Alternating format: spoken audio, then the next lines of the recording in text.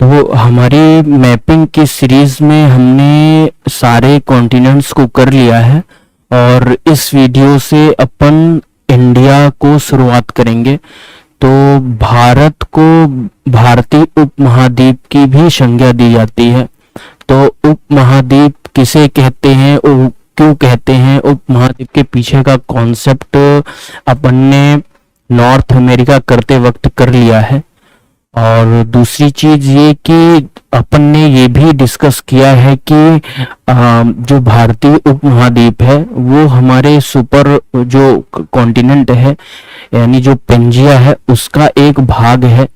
और भारतीय उपमहाद्वीप पेंजिया का एक दक्षिणी भाग था और इसमें विखंडन और होने के पश्चात इसका विस्थापन हुआ और इसका विस्थापन जो हुआ वो उत्तर पूर्वी दिशा की ओर हुआ और विस्थापन के पश्चात इसका टकराव तिब्बत के हाई प्लेटाऊ से हुआ, जिससे कारण उत्पन्न संपीड़न बल से हिमालय जैसी पर्वत श्रृंखला का निर्माण हुआ।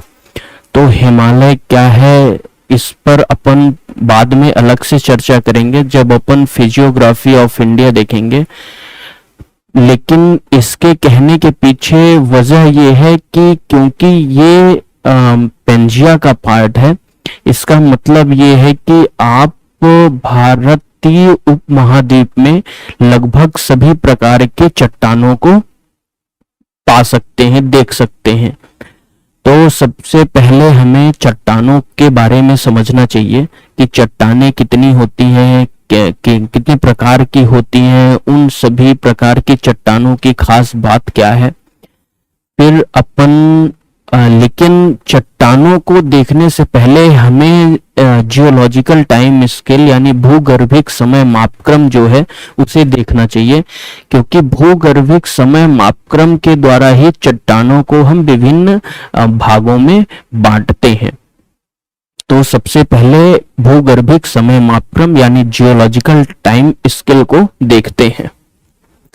तो भूगर्भिक समय मापक्रम, समय मापक्रम यानी जियोलॉजिकल टाइम स्केल। तो जियोलॉजिकल टाइम स्केल की जो चर्चा रहेगी वो 3 बिंदुओं पर रहेगी। सबसे पहले अपन देखेंगे कि ऐतिहासिक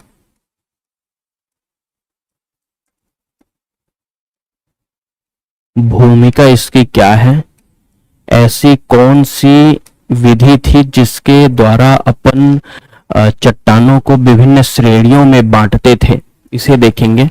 दूसरा देखेंगे कि जो भूगर्भिक समय मापक्रम है उसका आधार क्या है, किन आधारों पर भूगर्भिक समय मापक्रम का निर्माण हुआ है। और तीसरा अपन देखेंगे जियोलॉजिकल टाइम स्केल यानी भूगर्भिक समय मापक्रम के बारे में अपन देखेंगे।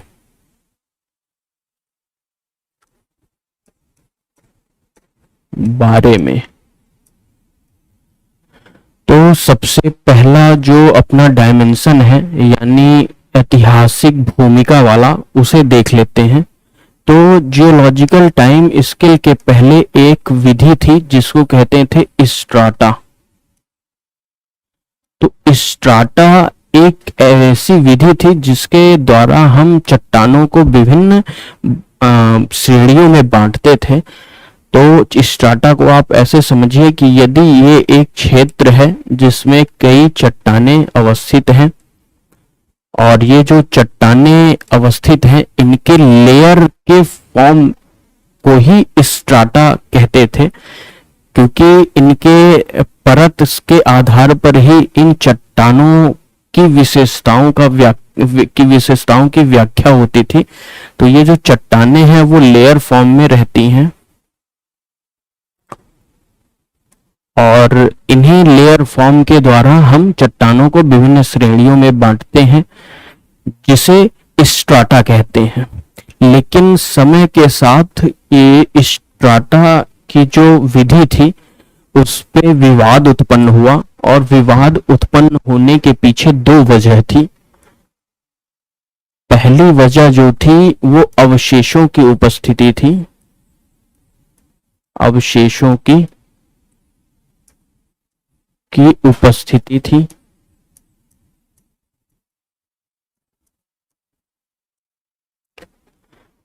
क्योंकि अवशेष जो है वो चट्टानों के बीच में उपस्थित थे, दो चट्टानों के बीच में उपस्थित थे, जिसके वजह से उन चट्टानों को पूरी तरह से श्रेणियों में अलग करना एक जटिल कार्य था।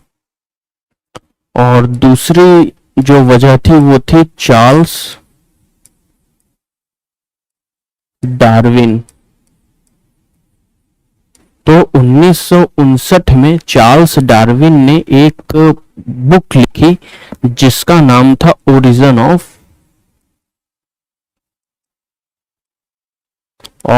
स्पीसीज। तो इस बुक में इन्होंने ये बताया कि स्पीसीज का ओरिजिन, स्पीसीज का उद्गम हो चुका है, और स्ट्राटा में क्योंकि स्पीसीज को शामिल नहीं किया गया था, तो जिसके वजह से ये विवाद की स्थिति स्ट्राटा के द्वारा जो चट्टानों को विभिन्न श्रेणियों में बांटा जाता था उस पर विवाद होना चालू हुआ। और इस विवाद के परिणाम स्वरूप ही जियोलॉजिकल टाइम स्केल का विकास हुआ, जिसमें चट्टानों के साथ साथ जो जीव हैं उनको भी शामिल किया गया।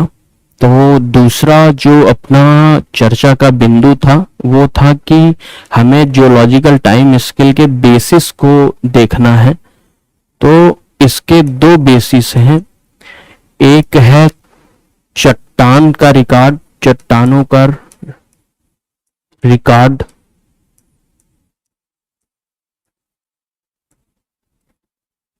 तो चट्टान के रिकॉर्ड में अपन चट्टानों के निर्माण और चट्टानों के अपर्दन को शामिल करते हैं। चट्टान के जो निर्माण है और चट्टान का जो अपर्दन है उसके द्वारा अपन रॉक के रिकॉर्ड का निर्धारण करते हैं। और दूसरा जो अपना बेसिस है वो है अन्य भूगर्भिक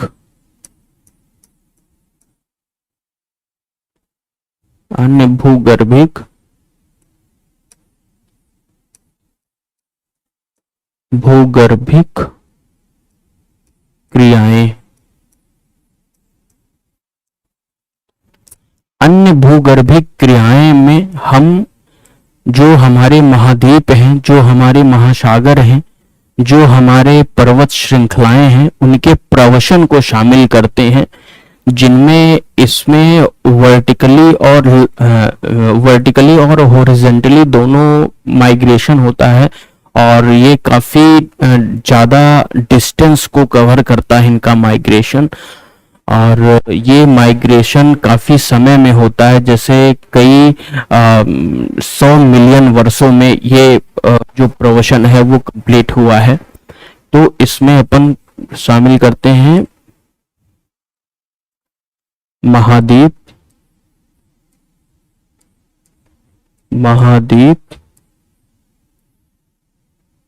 महासागर,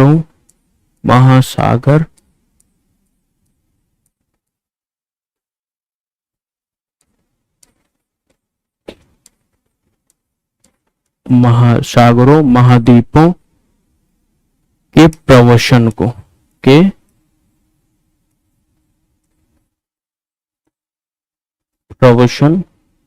को शामिल करते हैं। तो इस प्रकार से आप जियोलॉजिकल टाइम स्केल के बेसिस को समझ सकते हैं। अब जो जियोलॉजिकल टाइम स्केल का जो तीसरा बिंदु था वो था कि हमें जियोलॉजिकल टाइम स्केल के बारे में समझना है। तो जियोलॉजिकल टाइम स्केल जो एक समय मापक्रम है उसे 4 समय श्रेणियों में बांटा गया है, जिसमें पहले समय श्रेणी को कहते हैं क्रोन, और कोन को कहीं कहीं इयॉन भी कहते हैं। इसके बाद आता है इरा। तो क्रोन में कई इरा शामिल होते हैं। इसके बाद आता है पीरियड। तो इरा में कई पीरियड शामिल होते हैं, और सबसे लास्ट में आता है इपोक। तो यदि आप क्रोन से इपोक की तरफ जाते हैं तो इसका जो समय अंतराल है,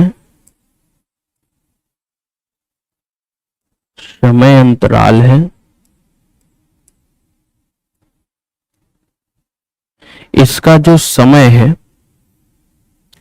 वो धीरे धीरे घटता जाता है। मतलब आप ये कह सकते हैं कि जो क्रोन है, इयॉन है, इसमें इसके पास सबसे ज्यादा समय है, समय इसके पास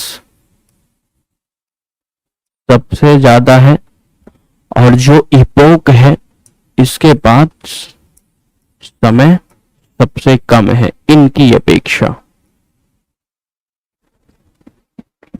अब अपन देख लेते हैं एक एक पार्ट को, जिसमें सबसे पहले अपन देखेंगे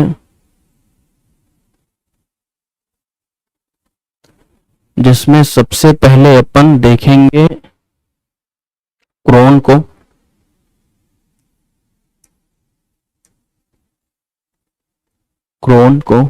तो क्रोन को दो भागों में बांटा गया है, जिसमें पहले भाग को कहते हैं अजोइक और दूसरे भाग को कहते हैं फेनरोजोइक।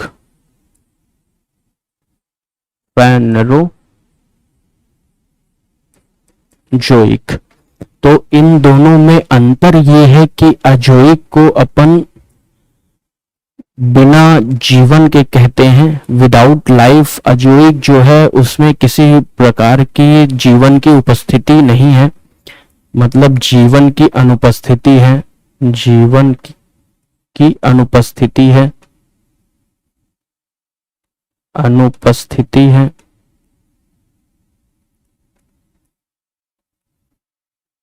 और जो फेनरोजोइक है उसमें जीवन की उपस्थिति है।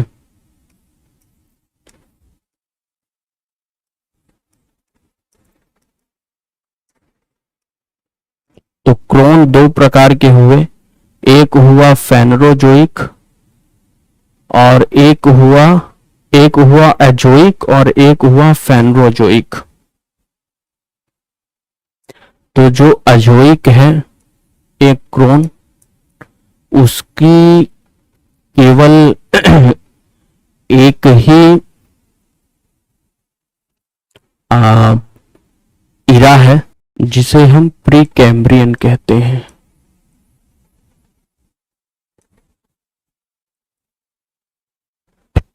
आप ये याद रखिएगा कि जो लगभग सभी जो भूगोल विविधताओं का जो मत है वो ये है कि लगभग 86% जो पृथ्वी का निर्माण हुआ है वो एजोइक में ही हुआ है। और इसके बाद अपन देखते हैं फेनरोजोइक।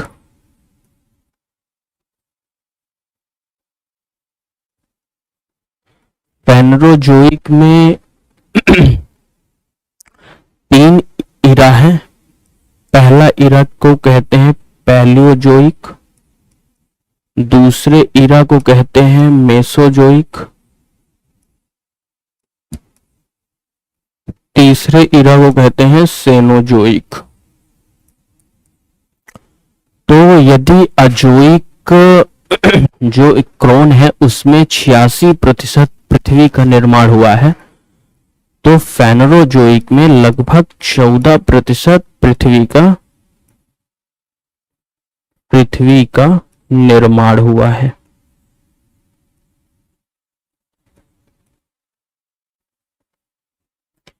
अब अपन एक एक करके पैलियोजोइक, मेसोजोइक और सेनोजोइक जो इरा है उनके बारे में देखते हैं कि उसमें कितने पीरियड्स आते हैं। तो सबसे पहले अपन पैलियोजोइक को देखेंगे।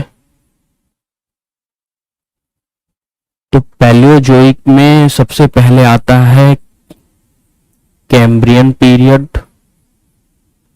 उसके बाद आता है ऑर्डोवोशियन पीरियड, तीसरा आता है सिल्यूरियन पीरियड,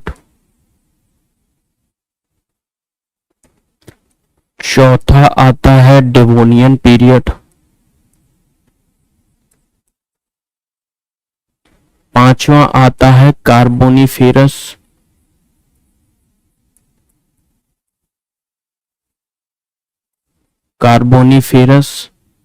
और जो छठा आता है वो आता है परमियन। जो छठा पीरियड है पैलियोजोइक का उसे कहते हैं परमियन। आप ये याद रखिएगा कि जो कार्बोनीफेरस पीरियड है पैलियोजोइक इरा का वो एक आइस पीरियड है, मतलब वो इस समय काल में पृथ्वी में एक बर्फ के गोले के समान हो गई थी, पृथ्वी में सब कुछ जम गया था।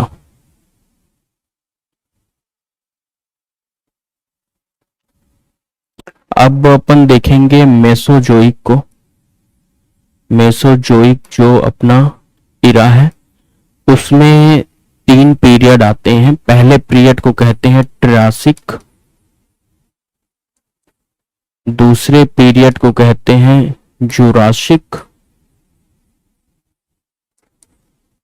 तीसरे पीरियड को कहते हैं क्रिटेशियस।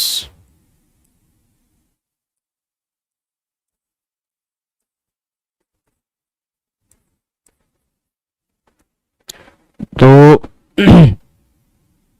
अब देखेंगे अपन के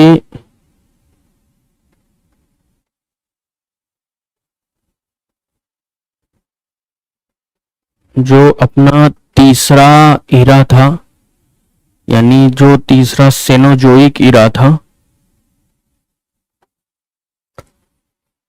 उसमें कितने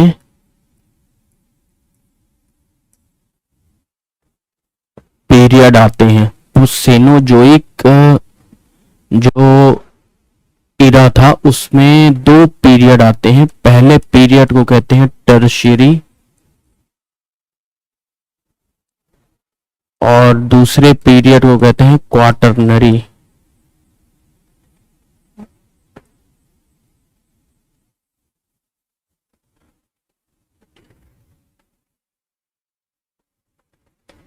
जो टर्शियरी पीरियड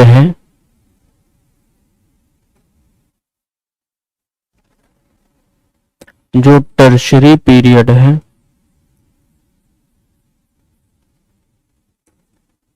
उस पे कई इपोक आते हैं। जैसे पहला इपोक का नाम है प्लियोसीन, दूसरे इपोक का नाम है इयोसीन, तीसरे इपोक का नाम है ओलिगोसीन,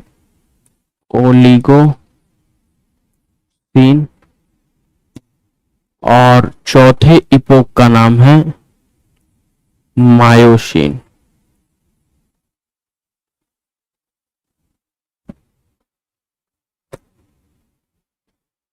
अब अपन क्वाटरनरी पीरियड को देखेंगे, जिसमें अपन ये समझेंगे कि क्वाटरनरी पीरियड में कितने इपोक आते हैं। तो क्वाटरनरी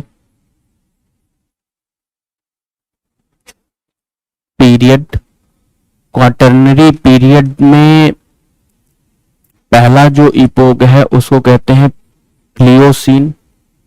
प्लियोसीन, लेकिन एक थोड़ी सी गलती यहां पे ये हो गई है कि जो टर्सरी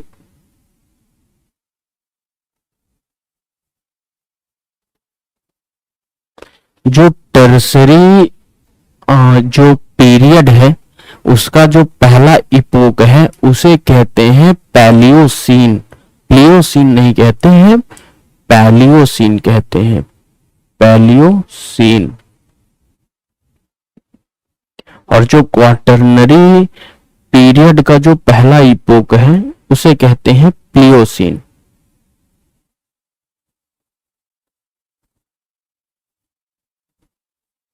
उसे कहते हैं प्लियोसीन। दूसरे क्वाटरनरी के दूसरे इपोक को कहते हैं प्लेटेस्टोसीन। प्लेटेस्टोसीन।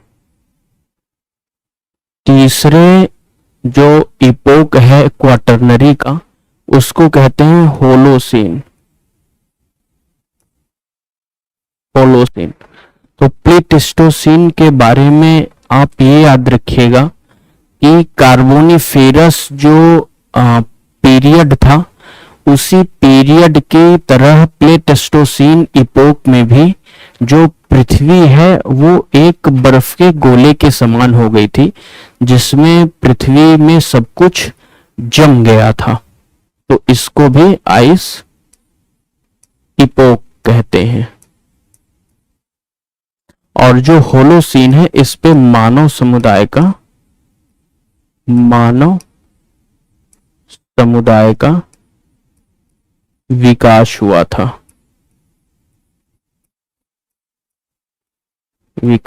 था। तो इस वीडियो में इतना ही है।